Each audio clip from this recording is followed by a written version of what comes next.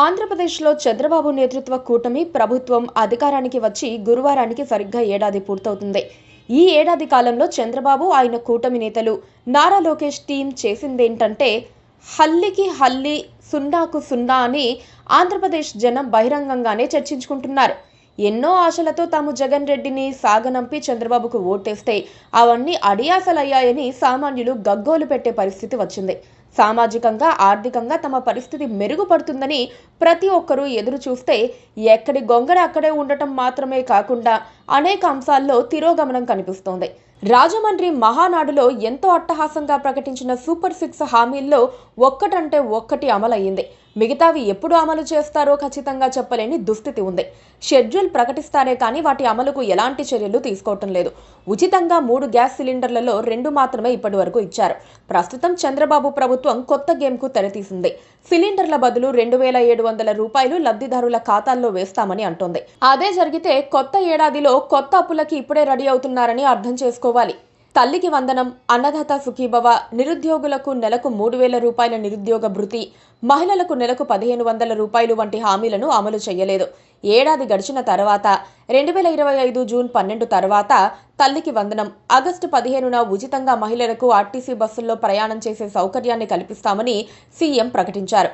ఈ ఒక్క రోజులో తల్లికి వందనం వస్తుందా అన్నది చూడాలి. రాష్ట్రంలో అన్నదాత సుఖీభవ కూడా నేరుగా కేంద్రం పీఎం కిసాన్ ఇచ్చినప్పుడు ఇస్తామని సీఎం తెలిపారు. మొత్తం 20,000 ఇస్తామని చెప్పినప్పటికీ అందులో కేంద్రం ఇచ్చే 6,000 పోను, మిగతా 14,000 మాత్రమే రాష్ట్ర ప్రభుత్వం ఇవ్వనుంది. దానికి కూడా ఇప్పుడు నిధులు లేవు.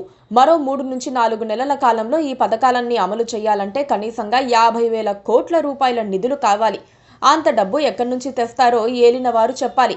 ఇప్పటికే గుట్టు చప్పుడు కాకుండా బ్యాంకుల నుంచి అప్పులు తెస్తున్నారు. వామ్మో, రాష్ట్రంలో అప్పులు పెరిగిపోతున్నాయని జగన్ రెడ్డి హయాంలో గందరగోళం చేసిన టీడీపీ అనుకూల మీడియా ఇప్పుడు మాత్రం చంద్రబాబు కోసం మొద్దు నిద్ర నటిస్తోంది. ఆంధ్రప్రదేశ్ రాష్ట్రం దీనస్థితిలో ఉంది. రాజధాని అమరావతి నిర్మాణానికి వచ్చే 3 ఏళ్ల కాలంలో 1,00,000 కోట్ల రూపాయలు అవసరమవుతాయి.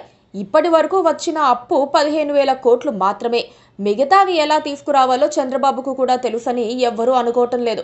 అమరావతి కోసం 33,000 ఎకరాల భూములిచ్చి 11 ఏళ్లుగా ఎదురు చూస్తోన్న పేద దళిత రైతులకు ఇంతవరకు ఒరిగిందేమీ లేదు.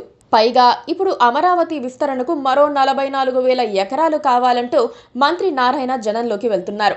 అంతర్జాతీయ విమానాశ్రయం నిర్మాణానికి 5,000 ఎకరాలు కావాలని చెప్పటం ఎంత విడ్డూరంగా ఉందో ఎవరైనా అర్థం చేసుకోవచ్చు.